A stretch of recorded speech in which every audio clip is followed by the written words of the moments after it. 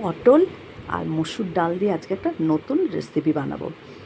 মসুর ডালটা 2 ঘন্টা হয়েছে ভিজিয়ে রেখেছি, আর একটার মধ্যে কাঁচা লঙ্কা আর আদা দিয়ে পেস্ট করবো মসুর ডালটাকে।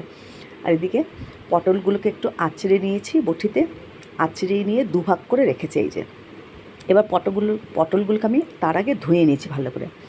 ধুয়ে এবার পটলের ওই যে শাঁসটা যে থাকে বীজ, আর একদম নরম বীজগুলো, একদমই শক্ত না, কচি পটল, এই যে শাঁসগুলো সব চামচের দ্বারা বার করে ফেলেছি। এবার ভেজানো জল থেকে মসুর ডালটা আমি তুলে নিয়েছি। এর মধ্যে আদা, একটা কাঁচা লঙ্কা, নুন দিলাম, আর ওই পটলের শাঁসগুলো দিয়ে একসাথে একটা মিহি পেস্ট করব।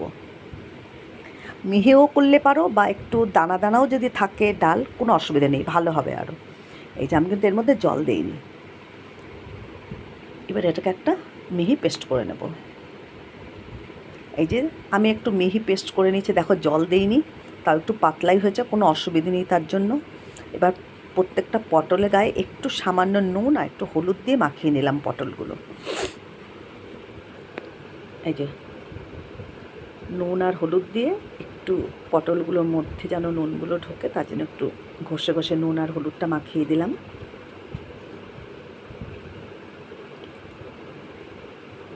এই যে সব দেখো, অনেকগুলো পটল কিন্তু এখানে সবকটা নুন হলুদ মাখানো হয়ে গেছে। এবার ওই যে পেস্ট করে রেখেছি, ওই পেস্টের মধ্যে আমি কিন্তু আর কিচ্ছু দেবো না, নুন দেওয়া, আদা কাঁচা লঙ্কা সবই দেওয়া, সামান্য একটু হলুদ দেওয়া যেতে পারে। এবার প্রত্যেকটার মধ্যে 1 চামচ করে মসুর ডাল বাটা আর এই পটলের শাঁস বাটাটা এর মধ্যে দিয়ে দিচ্ছি।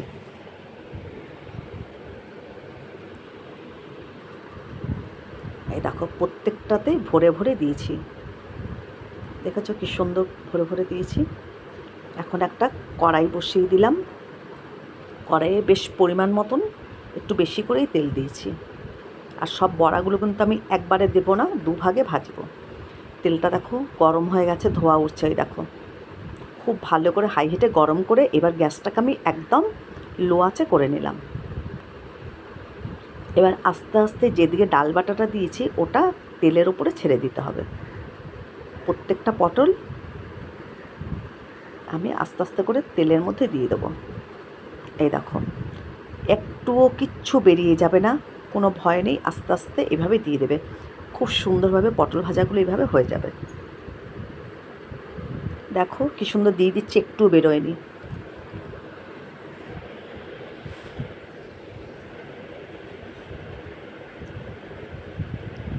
এই যে সব পটলগুলো কিন্তু একসাথে দিইনি। এই যে পটলটা 1 পিঠ হয়ে গেছে, যেদিকে ডালটা ছিল সেদিকটা হয়ে গেছে। এবার এগুলোকে সব আমি উল্টিয়ে দেবো। উল্টিয়ে একটু লালচে লালচে হলেই তুলে ফেলবো পটল ভাজা। এইভাবে পটল ভাজা খেয়ে দেখবে, দারুণ লাগে খেতে। এই যে প্রথম পার্টটা আমি তুলে নিয়েছি, এবার দ্বিতীয়বারে পটলগুলো দিয়ে দেবো। এই দেখো আবারও দিয়ে দিয়েছি, আবারও নিচের দিকটা ভাজা হয়ে গেছে, উল্টিয়ে দিলাম। এবার সব পটলগুলো তুলে দেবো। এইভাবে পটল ভাজা খেয়ে দেখবে, যারা পটল খেতে চাও না তারাও দারুণ খাবে।